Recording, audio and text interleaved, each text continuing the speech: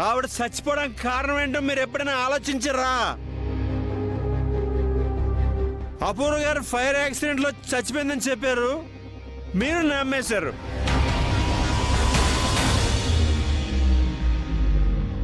అది అబద్ధం.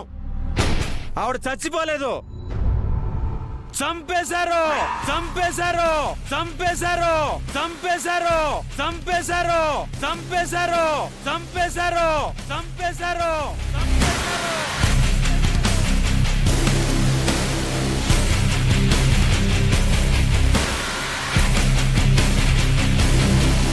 అది మీరు ఎప్పుడైనా ఆలోచించారా? ఏం మాట్లాడుతున్నావు కేపీ? నా శోభను ఎవరో చంపారా?